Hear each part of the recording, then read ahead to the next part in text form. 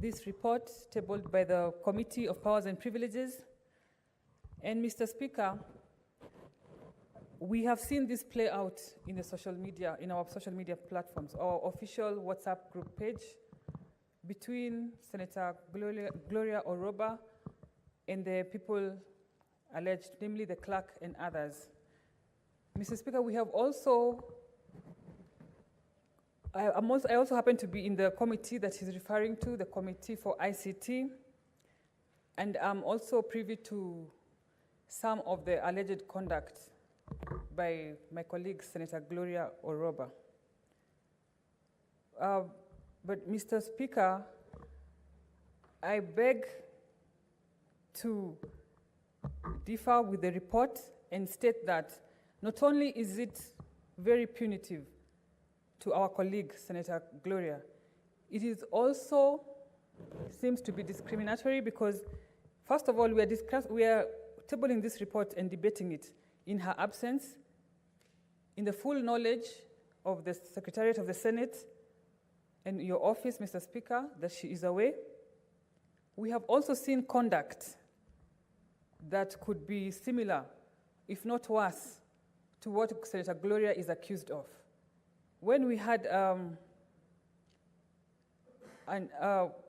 when the minority side was having an altercation with Senator Dulo, we saw Senator Eddie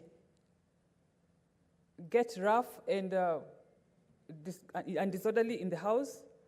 I have seen my colleague, Senator Sifuna, address the Speaker and tell the Speaker, shame on you, to his face. Is it because Senator Gloria is a woman? Is it because that Senator Gloria is a woman that she has to go through this punitive? And don't get me wrong, Mr. Speaker, I am for... Senator Sifuna, you are next to contribute. I think you can combine all your issues at that point. Mr. Speaker has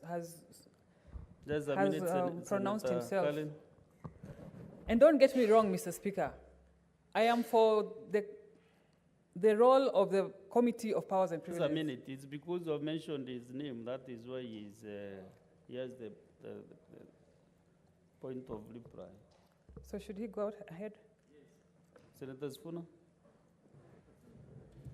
Mr. Speaker, pursuant to Standing Order 120 on relevance, the matter that is before us is a report of the Powers and Privileges Committee on the conduct of a named senator.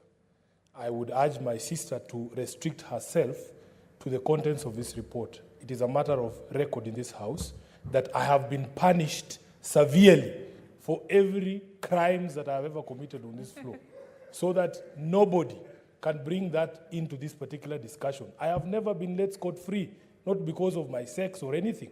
I have been punished for all transgressions that have ever happened on this floor, and I don't see how relevant it is to the discussion before this House this afternoon.